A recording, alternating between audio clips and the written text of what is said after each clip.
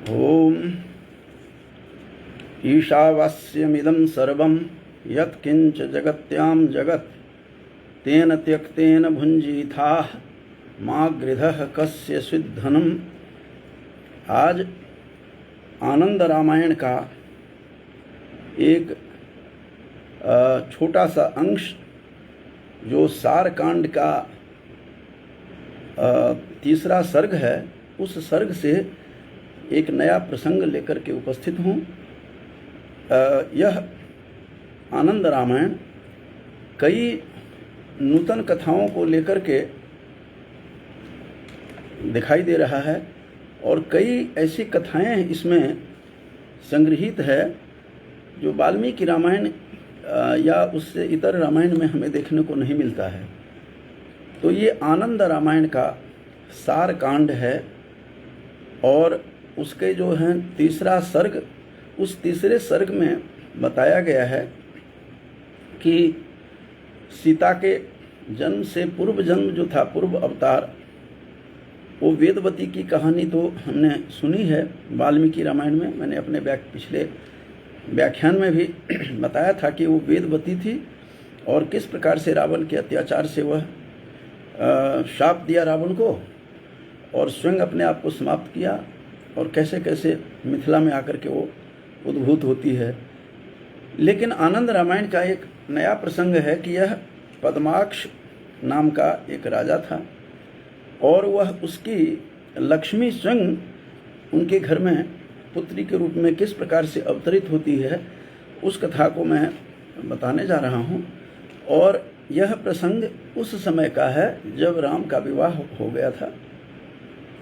विवाह के पश्चात विवाह आदि जो है कार्य समाप्त जब हुआ तो एक शतानंद थे, राजा जनक के जो कुल पुरोहित थे वो शतानंद थे और शतानंद अहल्या और गौतम के पुत्र थे और बहुत बड़े विद्वान थे। और जो राजा जनक जैसे राजर्षि के पुरोहित होंगे तो स्वाभाविक है कि वो कितना बड़ा ज्ञानी रहा होगा। तो शतानंद से पूछते हैं, राजा दशरथ को जिज्ञासा हुई विवाह का कार्य संपन्न होने के बाद कि जानकी का जन्म की कथा क्या है, कैसे यह पृथ्वी में जन्म लेकर के आई पृथ्वी से, इसके विषय में हमें जिज्ञासा है मुझे। तो उस जिज्ञासा को शांत करने के लिए वहाँ पास में पुरोहित शतानंद बैठे हुए थे जो अहिल्या और गौतम के पुत्र थे। अहिल्या जो बताए गए हैं पंच कन्याओं में वह प्रसिद्ध हैं, उनके पुत्र थे शतानंद। शतानंद कहते हैं, हे राजन, हे राजा दशरथ, आपको मैं सुनाता हूँ कि इससे कैसे यह पृथ्वी से उद्भूत होकर के आई और मिथिला में किस प्रकार से आई हैं। जगत जननी सीता के विषय में बताई जा रही है बात। शतानंद कहते हैं कि तो सुनो और ध्यान से सुनिए, हे राजन, आप मेरी बात को ध्यान से सुनिए। जब कहा कि पद्माक्ष नाम का एक बहुत प्राचीन काल की कथा है कि पद्माक्ष नाम का एक राजा था और राजा तपस्वी भी थे। तपस्वी राजा ने एक बार उनको अभिलाषा हुई कि लक्ष्मी यदि साक्षात पुत्री के रूप में मेरे घर में आती तो कितना अच्छा होता। तो यह सोच करके उत्कट अभिलाषा थी, तो लक्ष्मी की आराधना में लग गए। घोर तपस्या से लक्ष्मी प्रकट होती हैं और लक्ष्मी प्रकट होकर के लक्ष्मी ने कहा कि आप क्या चाहते हैं?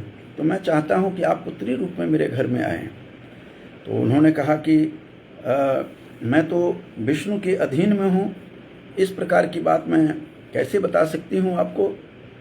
तो उन्होंने कहा कि कोई बात नहीं, मैं विष्णु की आराधना करूंगा और विष्णु को भी घोर तप से मैं उनसे कहूंगा कि आप मुझे अपनी लक्ष्मी पुत्री के रूप में हमें प्रदान करें और मैं अपने अंक में खिलाना चाहता हूं, अपने गोद में खिलाना चाहता हूं।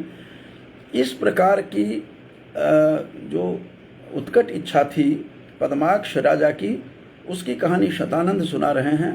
और तब जा कर के विष्णु प्रकट होते हैं। विष्णु ने कहा एवमस्तु, ठीक है, और प्रसन्न हो जाते हैं विष्णु और कहा कि मैं अपनी लक्ष्मी को आपके घर, जो आपकी इच्छा है, उत्कट इच्छा है, पुत्री रूप में प्राप्त करना चाहते हैं, वह मिलेगी।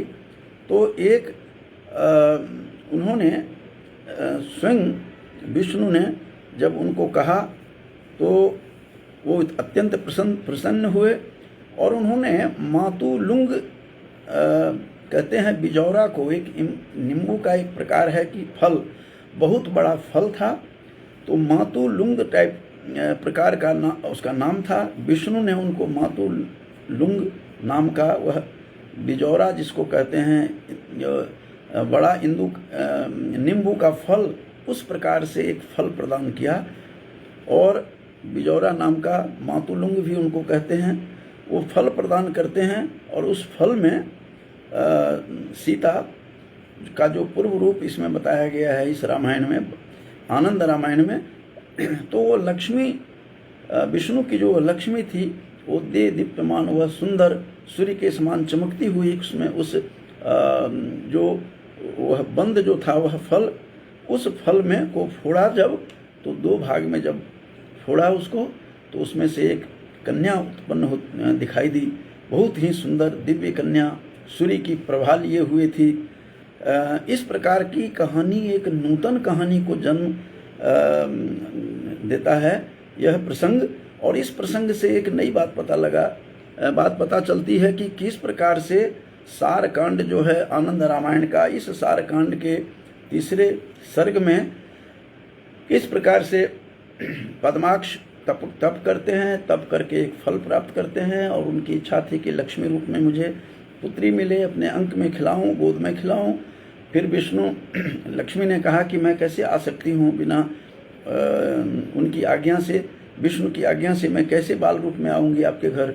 फिर विष्णु की तप करके प्राप्त किया, विष्णु को तपस्या की विष्णु की, और एक फल दिया, फल में फोड़ा तो कन्या निकली, बड़े प्रसन्न हुए और लक्ष्मी को पुत्री रूप में पाकर के पद्माक्ष अत्यंत प्रसन्न हुए। उसका नाम भी पद्मा रख दिया गया, जो एक नया नाम हमें देखने को यहाँ मिलता है। और पद्मा नाम से वह जो सीता का पूर्व जन्म है, लक्ष्मी रूप में जो आती है, तो वो शुक्ल पक्ष के चंद्रमा के समान दिनों दिन बढ़ती चली गई। कन्या राशि, कन्याधन होता भी है जल्दी। वह यौवन अवस्था में आई। राजा चिंतित होने लगे, पद्माक्ष किसके हाथ सौंपूं इसको क्या करूं, यह विवाह के योग्य हो गई है, इसके वर कौन सा इसका योग्य वर होगा। उसके लिए उसने एक स्वयंवर किया।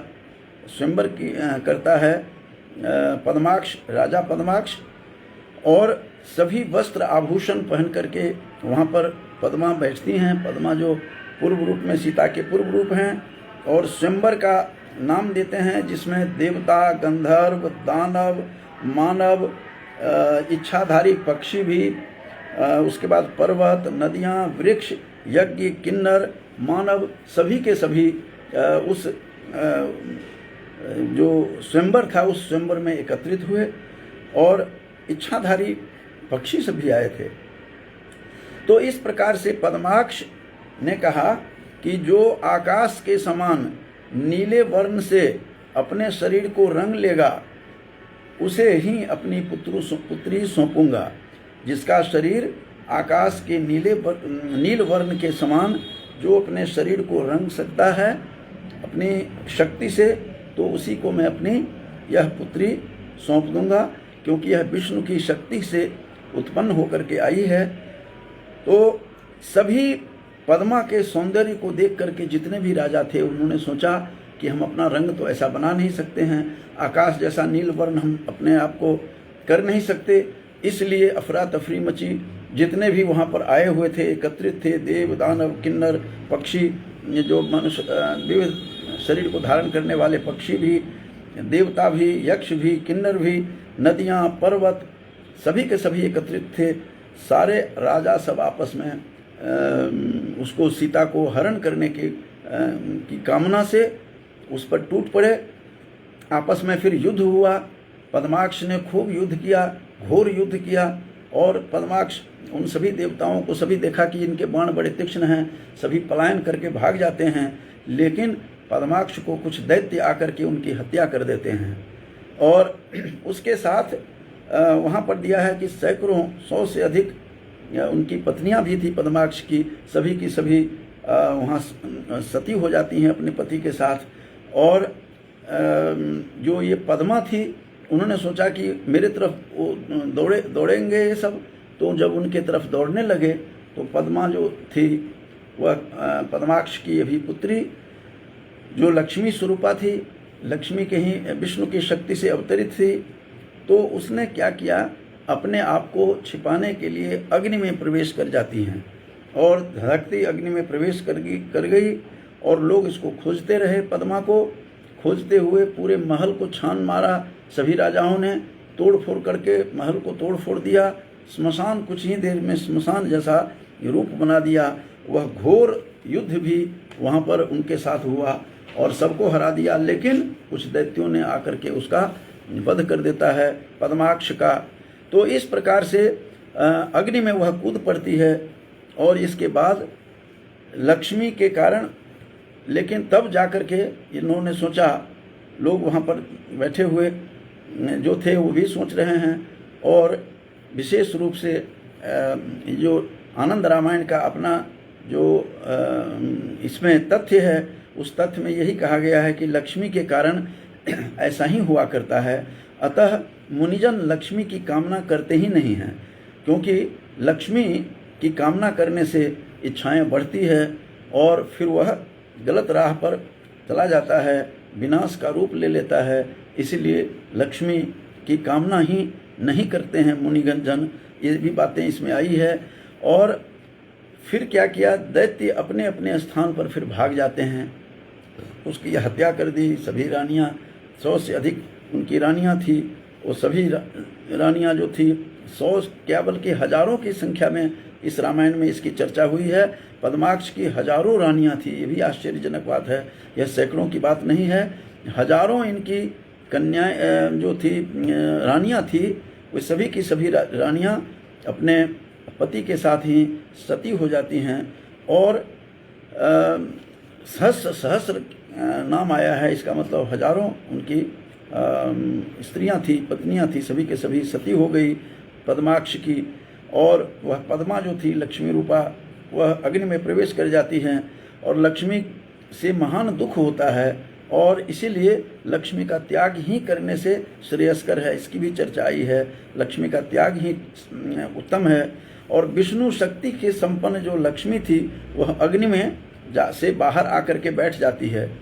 और बहुत देर जब सारे देखा कि सभी चले गए हैं, सभी दैत्य चले गए, सभी मारे गए, पिता इसके चले गए, पद्माक्ष की 1000 जो उनकी पत्नियां थी वे सभी के सभी सती हो जाती हैं, तो अग्नि में प्रवेश जो की हुई थी वो बाहर आकर के अग्नि के पास बैठ गई पद्मा। और रावण उसी समय विमान से जा रहा था, अपने पुष्पक विमान से, तो रावण का एक मंत्री था सारण उसके साथ। सारण ने कहा, अरे ये क्या चमत्कार है हे राजन, एक सुंदर कन्या और सूर्य की आभा जैसी प्रभा है, उसमें प्रभा से चमकती हुई हैं, ये देखिए। तो कुछ रावण तो था ही इसी प्रकार का। तो रावण के मंत्री सारण के कहने पर उन्होंने देखी रावण ने उस सुंदर कन्या को, और रावण मोहित हो गया। रावण ने झट से वहाँ से रावण कूद पड़ते हैं वहाँ से अपने पुष्पक विमान से, और पद्मा के लिए व्यग्र हो जाते हैं। पुनः वह पद्मा उससे डर करके अग्नि में प्रवेश कर जाती है, रावण से भी डर कर। तो रावण कहते हैं कि हे मनोरमे, हे सुंदरी, तुम अग्नि में प्रवेश कर जाओगी, इससे बच नहीं सकती है। फिर घट लेकर के, पानी लेकर के, रावण भी ऐसा ही था, जिद्दी था, उसने उस अग्नि को बुझा करके और कहा कि मैं तेरा स्थान अब देख लिया हूँ, तुम अब भाग नहीं सकती है। और रावण उसे अग्नि को बुझा करके, जब वो अग्नि बुझ जाती है तो वहाँ वह सुंदर कन्या पद्मा नहीं थी, बल्कि 5 रत्न मिले उसको, 5 रत्न। वो 5 रत्न की पेटिका लेकर के, पेटी में बंद करके वह अपने लंका आ जाते हैं रावण, और मंदोदरी को जाकर के कहते हैं कि आपके लिए मैं सुंदर 5 रत्न लेकर के आया हूँ और जा कर के देवताओं का जो घर था उनका देवगृह में रखा हुआ है, मैं रखाया हूँ 5 रत्नों को, आप जा कर के वहाँ से वो ले आइए। जब उसको कहा कि अब देवगृह में वह लक्ष्मी रूपा जो थी वही 5 रत्न के रूप में में परिवर्तित हो जाती हैं, तो वो उठाने के लिए जाती हैं तो उससे मंदोदरी से वह उठता नहीं है। तो मंदोदरी जब नहीं उठा पाती है, लज्जित होती है, फिर जाकर के रावण से कहा मेरे से तो उठा नहीं, जो 5 रत्न लाए हैं देवगृह में पड़ा हुआ है, देवघर में जो देवताओं का घर है लंका में उसमें। और स्वयं फिर रावण आता है और अपने 20 हाथों से की चर्चा आई है, 20 हाथों से उठाने का प्रयास किया, किंतु वह टस से मस नहीं हुआ। जो 5 रत्न के रूप में लक्ष्मी जो पद्मा बन गई थी, पद्मा से फिर परिवर्तित हुई हैं पंचरत्न में, वह उठता नहीं है, पेटी नहीं उठती है। फिर उसके बाद जो सूर्य के प्रभा के समान चमक रही थी, तो मंदोदरी ने कहा कि हे राजन, यह कुलघातिनी है जो इस प्रकार का रूप धारण कर रही है, यह कुल के नाश करने वाली है। और जब इसको क्यों लेकर के आए हैं, जब उस रत्न को ढूंढने के लिए पेटी को खोला, जब नहीं उठा, रावण ने पेटी को जब खोला, पेटी को खोलते ही उसमें सुंदर कन्या दिखाई दी और सारा शोर मच गया उस पूरे लंका में। लंका के सभी लोग वहाँ देखने के लिए आए, सभी राक्षसियों ने उस अपूर्व सौंदर्य का दर्शन किया, सबने देखा। मंदोदरी फिर बोलने लगी, क्रोध में आकर के बोलने लगी कि यह स्वाभाविक था। तो उसने कहा कि यह जो है यह कुल कलंकिनी है, यह घातनी है, कुल को नाश करेगी, यह उल्टा है, विनाशनी है। कितने विशेषणों से मंदोदरी ने उसको संबोधित किया, पद्मा को, जो लक्ष्मी के साक्षात रूप थी। तो इस यह आपके मृत्यु का कारण है, इसे तो शीघ्र इसको विमान से कहिए दूत को कि जाकर के किसी वन में छोड़ा है इसको। फिर और मंदोदरी बड़ी बुद्धिमती थी, वो मय राजा दानव की वह पुत्री थी, और सब जो उसके सप्त जो 5 कन्याओं में इनका भी नाम है, मंदोदरी का भी है, जैसा कि इससे पहले मैंने बताया था, अहिल्या का भी नाम है। तो इन 5 कन्याओं में जो परिगणित है उसमें मंदोदरी भी थी, और मंदोदरी जैसी नारी, पतिव्रता नारी थी। और मंदोदरी को पता था, मंदोदरी ने कहा कि हे राजन, इसको तो वही ले जा सकते हैं जो गृहस्थ आश्रम में रहकर भी अपने इंद्रियों पर काबू किए हुए हैं, जो जितेंद्रिय हैं, वही लोग वही ले जा सकते हैं। और उन्हीं के घर में यह लक्ष्मी यह सुशोभित हो सकती है और बहुत देर तक रह सकती है। और इस प्रकार से और मैं ही शतशीष रावण को मारूंगी मैं, ये भी बात कहती है वो मंदोदरी के ऐसा कहने पर।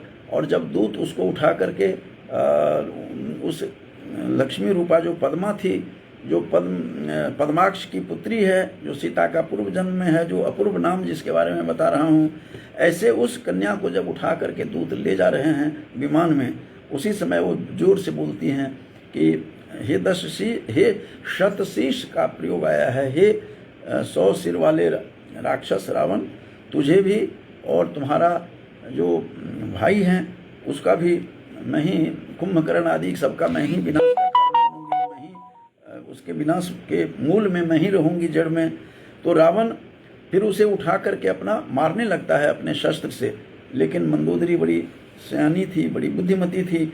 उसने मना किया कि हे राजन, आप ये गलती मत कीजिए, जो मृत्यु आपके कालांतर में होने वाली है वो इसी समय हो जाएगी, आपकी मृत्यु आ जाएगी, इसलिए ऐसा मत करें। तो मृत्यु आज ही क्यों लेना चाहते हैं। इस प्रकार से उस पेटी को उठा करके जो वह रावण का दूत था, वो उठा करके मिथिला के जंगल में जाकर के छोड़ाता है। और मिथिला के जंगल में छोड़ने के बाद उसने उन्हीं दिनों, राजा जनक बहुत बड़े दानी थे, राजर्षि थे, उन्होंने एक ब्राह्मण को इलाका दान में दे दिया था, उस भाग को, भूमि भाग को, जो इस रामायण में, आनंद रामायण में जिसकी चर्चा आ रही है, और यह सारकांड का है, सर्ग 3 में है।